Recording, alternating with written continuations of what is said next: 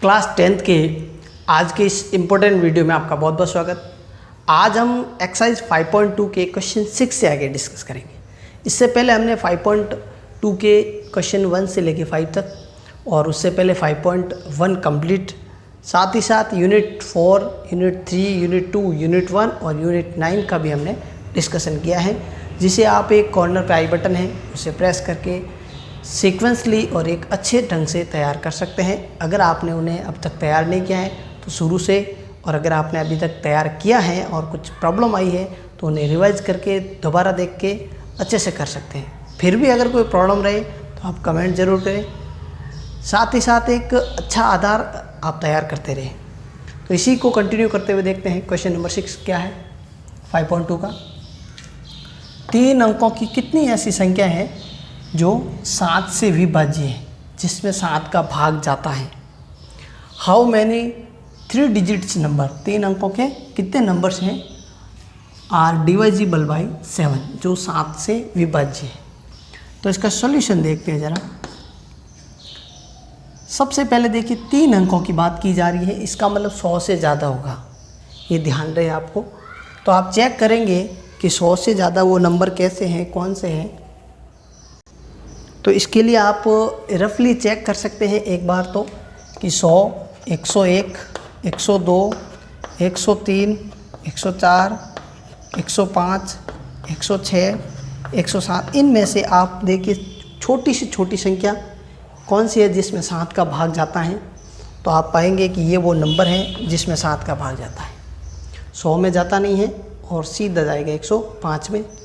तो हमारे पास 7 से विभाज्य है, डिवाइजिबल बाई 7, 3 अंक की संख्या है, 3 अंकों की संख्या है, 3 डिजिट नंबर। कौन सी होगी इसके लिए? देखिए सबसे पहले तो होगा 105, सबसे पहली संख्या 105 है, छोटी से छोटी 3 अंकों की संख्या। इसके बाद 7 और जोड़ देते हैं, 112, 119 और इस तरह से सबसे बड़ी संख्या होती है 3 अंकों की जो होती है 999। इसमें 7 का भाग जाता नहीं है। आप चेक करें इसको 7 का भाग देके, तो वो कौन सा नंबर होगा जिसमें 7 का भाग जाए। इसके लिए आप इसको प्रोसेसली करते रहें और देखेंगे कि 999 का में 7 का भाग नहीं जाता है, 5 शेष रह जाता है, तो वो नंबर होगा 994। 3 अंकों का बड़ा सा बड़ा नंबर, बड़ी से बड़ी संख्या 994 होंगे जिसमें 7 का भाग जाता है। इसका मतलब 105 से लेके 994 तक ये सारे 3 अंक की संख्याएं 7 से विभाज्य हैं, डिवाइजिबल बाई 7 है। तो ये आप इसका ध्यान रखें। तो यहाँ जो एपी प्राप्त हुई है, इस एपी में प्रथम पद क्या है देखिए। प्रथम पद फर्स्ट टर्म क्या है, a बराबर 105 है पहला पद। फिर है द्वितीय पद, क्योंकि द्वितीय पद हम यहाँ इसलिए लिख रहे हैं कि हम सार्वंतर ज्ञात करेंगे। द्वितीय पद 112 है, हालांकि इसके फॉर्मूले में इसका यूज़ नहीं है, ये हमने लास्ट वीडियो में भी देखा था। तो सार्व अंतर, प्रत्येक पद का अंतर देखते हैं। तो प्रत्येक पद का अंतर के लिए देखिए द्वितीय पद में से प्रथम पद माइनस करें 7 आता है, और इस सार्व अंतर को कहते हैं डी, कॉमन डिफरेंस। ए हमें पता है, डी हमें पता है। साथ ही साथ इस सीरीज़ का अंतिम पद, इसको एन भी कहते हैं और एल भी कहते हैं, वो है 994। एल लास्ट टर्म है, इससे रिलेटेड एक वीडियो हम नेक्स्ट जो एक्सरसाइज होगी उसमें देखेंगे। 994 हमारा ए एन की वैल्यू। ए एन का formula a plus n minus 1 into D. हमें ए एन पता है, ए पता है, डी पता है, फाइंड क्या करना है n। तो ए एन की वैल्यू देखिए 994। प्रथम पद कितना है 105, n ज्ञात करना है और डी हमने ज्ञात कर लिया 7 है, क्योंकि देखो 7 से विभाज्य है, तो ये ध्यान रहे हमेशा जिस संख्या से विभाज्य बोला जाएगा वही डी का मान होगा। तो इसको हम कंटिन्यू सॉल्व कर रहे हैं। देखें 994 माइनस 105, 105 इधर आएंगे, घट जाएंगे, n-1 इंटू 7, ये 7 इंटू में है, माइनस करते हैं तो हम ये प्राप्त करते हैं कि इसमें से टोटल नंबर जो आएगा 889, n-1 इंटू 7, ये 7 कहाँ जाएगा इसके भाग में। पूरा कैलकुलेटिंग एकदम प्रोसेसली सीख ले, कैलकुलेशन का सिस्टम है। जब हम इसमें 7 का भाग देंगे तो पहले एक बार जाएगा, फिर एक पीछे रहेगा, 18 के अंदर 7 का भाग फिर 2 बार जाएगा, और उसके बाद जो अगला अंक रहेगा 49 जिसमें 7 का भाग 7 बार जाएगा। तो यह भाग दे के देखें, ये -1 है, इस साइड आएगा तो क्या हो जाएगा +1। इस प्रकार n का जो मान है वो 128 आ जाएगा। 128 ऐसी संख्या है जो 3 अंकों की है और 7 से विभाज्य है। ये आपको अच्छे से ध्यान होना चाहिए। आपको ये भी ध्यान होना चाहिए कि सबसे छोटी संख्या क्या है 3 अंकों की जिससे 7 का भाग जाए, और सबसे बड़ी संख्या क्या है जिसमें 7 का भाग जाए। बहुत ही इम्पोर्टेंट, इजी, अच्छा सा क्वेश्चन है। आपको यहाँ पे नंबर ऑफ डिजिट चेंज की जा सकती है, ये नंबर चेंज किया जा सकता है, लेकिन ये जो प्रोसेस है, तरीका है, ये आप सेम टू सेम अच्छे से सीख जाएं, जिससे किसी भी टाइप के क्वेश्चन को कर सकें आराम से। इसी कंटिन्यूशन में देखते हैं हमारा नेक्स्ट क्वेश्चन नंबर 7, जो इस प्रकार से एक एपी हमें दे रखी है 10, 7, 4, जिसमें देखिए प्रथम पद हो गया 10, डी डिफरेंस यहाँ पे कितना है -3 हो रहा है, देखिए घट रहा है। लास्ट टर्म हमें दे रखा है 62, वो भी माइनस का। हमें ज्ञात करना है अंत से 11वां पद, अंतिम से 11वां पद, 11 टर्म फ्रॉम द लास्ट। तो इसका क्या तरीका रहेगा, इससे पहले थोड़ा कंसेप्ट सीख लीजिए कि ये लास्ट से किस तरह से पद ज्ञात किया जाता है। एक एग्जाम्पल के तौर पे आपको एक नंबर पूछा जाए, स्थान पूछा जाए कि किसी क्लास के अंदर अगर 50 बच्चे हैं तो उन 50 बच्चों में जो रैंकिंग होती है, फर्स्ट, सेकंड, थर्ड से लेकर 50 तक रैंकिंग है, किसी बच्चे ने अंत से 5वां स्थान प्राप्त किया है। ध्यान दीजिए इस चीज़ को, अंत से 5वां स्थान प्राप्त किया है तो उसका प्रथम से यानी कि शुरुआत से वो किस रैंक पे होगा, ये थोड़ा सा आपको ध्यान देना है। क्लास में टोटल बच्चे हैं 50, लास्ट से वो 5वें स्थान पे है, अंतिम से, जैसे यहाँ लिखा अंतिम से 11वां पद, तो वहाँ पे अंतिम से 5वां स्थान है। तो प्रथम यानी शुरुआत से अगर उसकी रैंकिंग देखी जाए तो क्लास में किस रैंक पे होगा। जनरली देखने में ये लगता है वो 45वें नंबर पे होगा, लेकिन आप एक अंतिम पद से काउंट करें, गिने कि जो क्लास का सबसे लास्ट बच्चा होगा उसका स्थान होगा 50वां, जो सेकंड लास्ट होगा वो 49वें नंबर पे होगा, फिर 48, 47 और 46। तो देखिए ये सबसे लास्ट है, ये सेकंड लास्ट, ये थर्ड लास्ट, ये फोर्थ लास्ट और ये फिफ्थ लास्ट, यानी कि अंतिम से 5वें स्थान पे आने वाले बच्चे की शुरुआत से जो रैंकिंग होगी वो 46वीं होगी। हमें अंत से 5वां पूछा था और पद शुरुआत से कौन से नंबर पे आया 46। तो ये तरीका क्या है इसको ज्ञात करने का।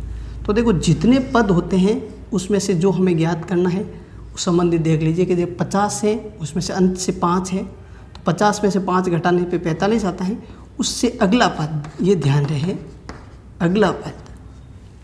तो यहाँ पे भी हम यही देखेंगे कि जितने पद आएंगे उसमें से 11 घटाएंगे, जैसे 50 में से 5 घटाए, 11 घटा के फिर अगला पद करेंगे। तो उससे पहले हम देख लेते हैं टोटल पद है कितने, उसके बाद हम देखेंगे कि 11वां पद क्या होगा। ये थोड़ा आपको कंसेप्ट समझना बहुत ही ज़रूरी है। तो देखते हैं इसका अंतिम पद देने के बाद पदों की संख्या क्या होगी। ये देखिए यहाँ पे प्रथम पद है, डी है, डिफरेंस घट रहा है, 33 और an यहाँ दे रखा है। पहले हम ज्ञात करेंगे n का मान। हम ये देखेंगे कि कितने पद है टोटल, फिर अंत से 11वां पद देखेंगे। Formula an equal to a plus n minus 1 into D.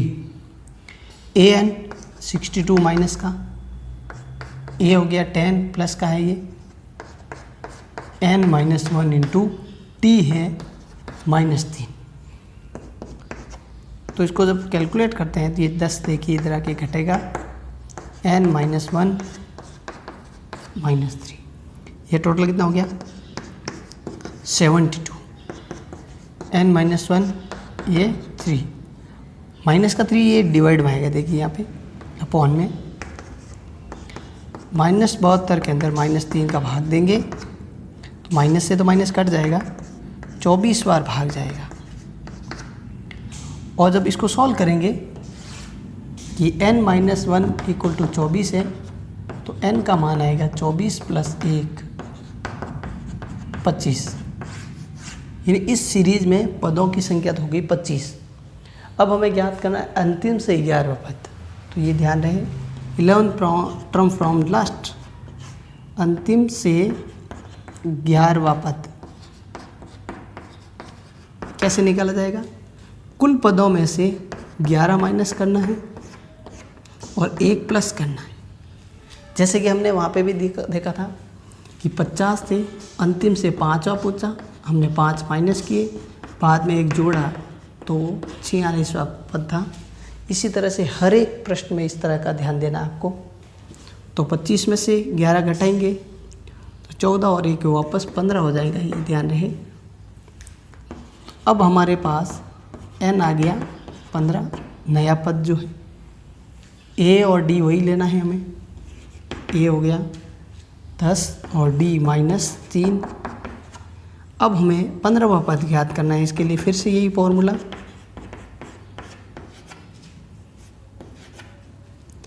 a 15 यानी 15वां पद ज्ञात होगा a plus n minus 1 into D. 15 14 into 3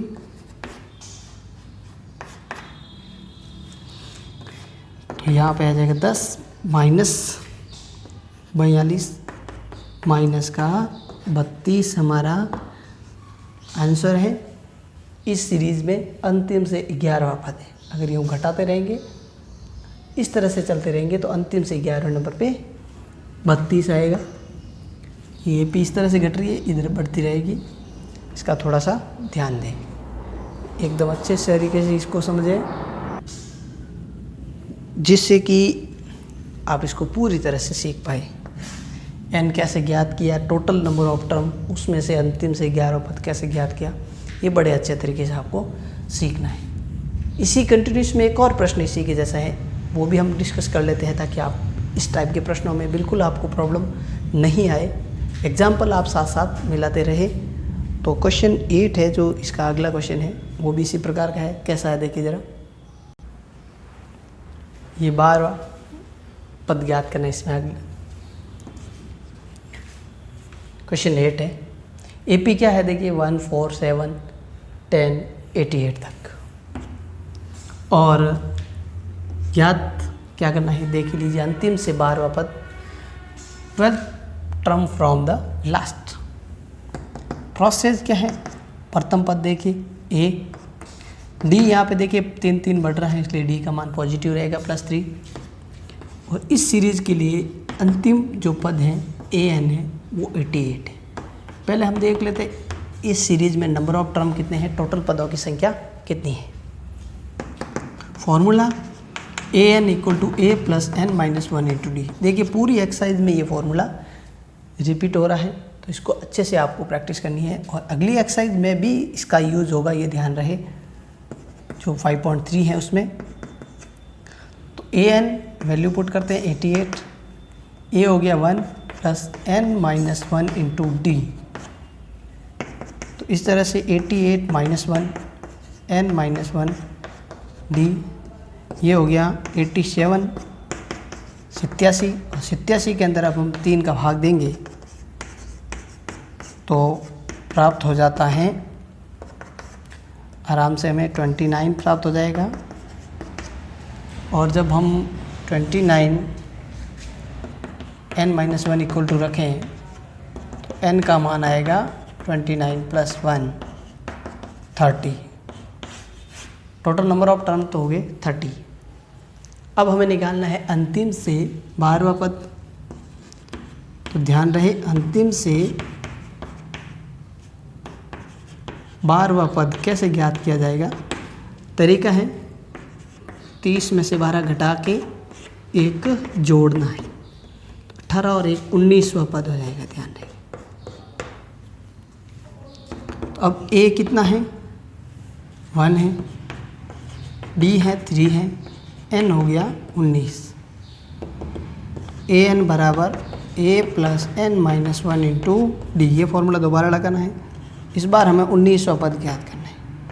a + 19 - 1 into d. तो 1 प्लस देखिए 19 में से गया 18 इंटू 3।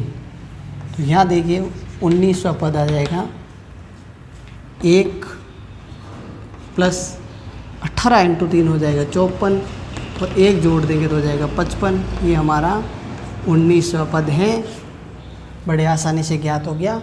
और ये 19वां पद 30 पदों में अंत से 12वें नंबर पे है। इसका थोड़ा सा आपको ध्यान देना है। बहुत ही सिंपल टाइप का प्रश्न है ये।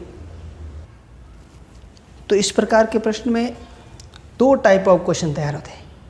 एक जिसमें हमें सीरीज ज्ञात हो तो हमें पदों की संख्या कैसे ज्ञात की जाती है उसका तरीका पता चलता है, जैसे n निकाला हमने। और एक जब हमें a, d और n पता हो तो an कैसे ज्ञात करना है।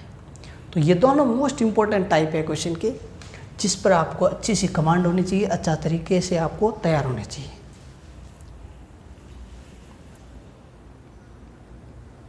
अब देखते हैं 9th क्वेश्चन।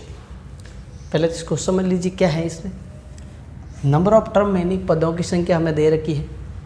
प्रथम पद हमें ज्ञात है n या an 125, यानी ये हमारा अंतिम पद है,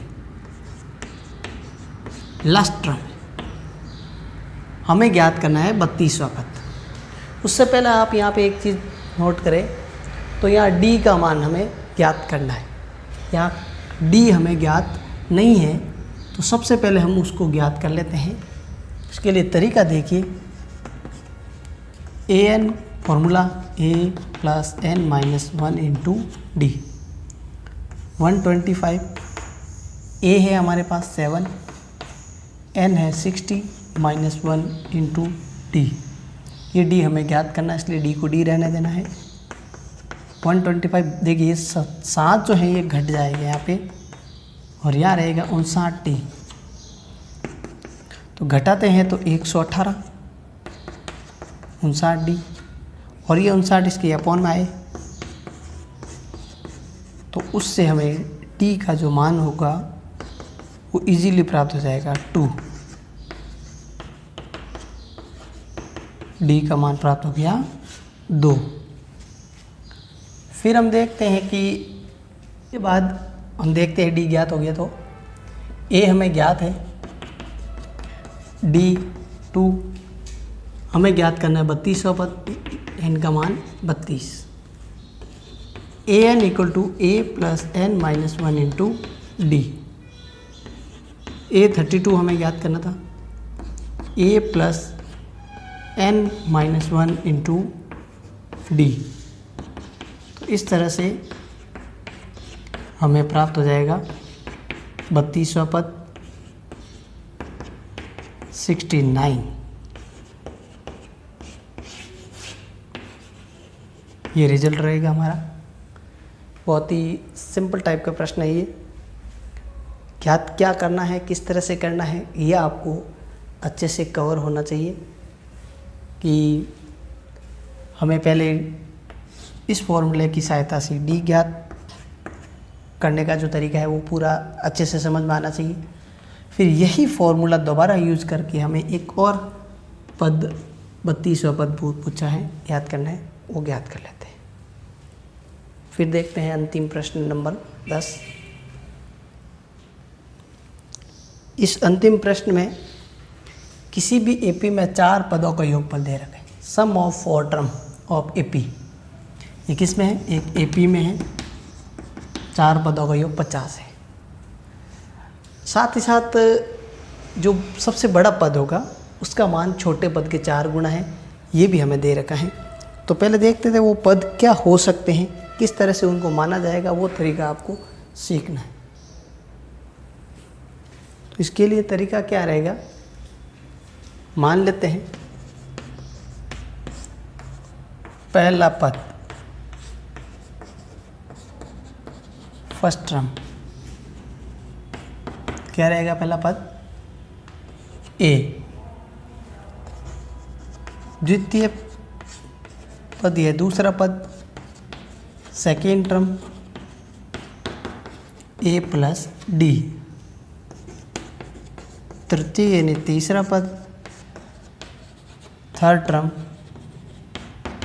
ए प्लस 2d। देखिए पहला पद ए होगा, दूसरे पद में डी का गुणांक 1 कम हो जाएगा, तीसरे पद में एक और गुणांक कम है, देखो पद 3 है तो डी के गुणा में 2 है, और चौथा पद जो है चतुर्थ टर्म फोर्थ टर्म ए प्लस 3d।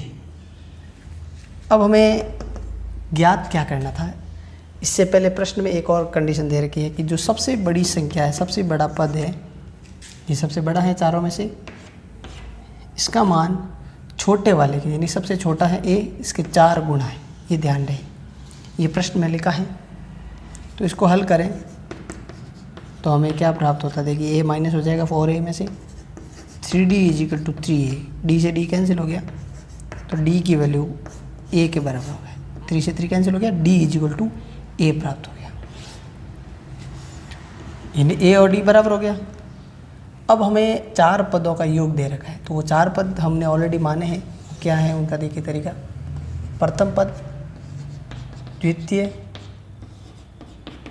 तृतीय और चतुर्थ, चारों पदों का योग दे रखा है 50, पहला दूसरा तीसरा और चौथा, ये चारों पदों का योग हो गया 50। तो इसमें जोड़ के देखते हैं तो देखिए ए और ए 4a हो गए प्लस 6d, देखिए d 2d 3d 6d हो गए, और यहाँ पे a बराबर d है तो इस a की जगह a रखें, और d और a बराबर है तो d की जगह भी a ले लेते हैं, तो ये 10a बराबर 50, a का मान 50 के अंदर 10 का भाग देंगे तो 5 आएगा। ये ज़रा समझ ला, सबसे बड़ी संख्या छोटे से 4 गुना है, तो यहाँ से देखिए 3d, ये a माइनस हो गया, 4a माइनस a 3a, 3 से 3 कट के a और d बराबर आया। जब a और d बराबर है तो हमने यहाँ पे देखो d की जगह a रखा है, ये चीज़ आपको समझ में आनी चाहिए। ये 10a इक्वल टू कितना हो गया 50, a बराबर 50 में 10 का भाग देंगे तो 5 आ गया, a 5 है तो d का भी मान 5 हो गया। तो AP कैसे हो जाएगी, देखिए पहला पद 5 है और D जितना होता है उतना उतना बढ़ाते हैं, जोड़ते हैं, तो दूसरा पद आ जाएगा इसमें D जब जोड़ेंगे 10 फिर 15 फिर 20, इस प्रकार से वो चारों संख्या हो जाएगी। इन्हें आप जोड़ के देखेंगे तो इनका योग 50 होगा। सबसे बड़ी वाली संख्या सबसे छोटी वाली संख्या के 4 गुना है, ये भी सत्यापित हो जाता है इसमें। इस प्रकार से एक बहुत ही सिंपल सा प्रश्न है, आपने इजीली इसको समझ लिया, बहुत ही नॉर्मल कंडीशन से और अच्छे तरीके से आप इसको कवर कर सकते हैं। इससे आपका बेस स्ट्रॉन्ग हो जाएगा, और साथ ही साथ इसमें हम इस एक्सरसाइज का भी कंप्लीटेशन कर चुके हैं, ये 5.2 कंप्लीट हो जाती है। इसके टोटल 10 क्वेश्चन है, पिछले वीडियो में 1 to 5 और आज 6 to 10। इससे पहले बेसिक तौर पे 5.1 जिसमें हमें क्या एपी कैसे होती है, उसके प्रथम पद और डी किस तरह से ज्ञात किया जाता है उसका तरीका देखा। अगर आपने उन्हें नहीं देखा है, उन वीडियो को नहीं देखा है या उसमें प्रॉब्लम है तो उसको रिवाइज करके ज़रूर देखिए। 1st to 4 और 9th यूनिट को भी आप अच्छे से समझ के तैयार कीजिए, जिससे आप समय का सदुपयोग करें और एक मजबूत आधार तैयार करें।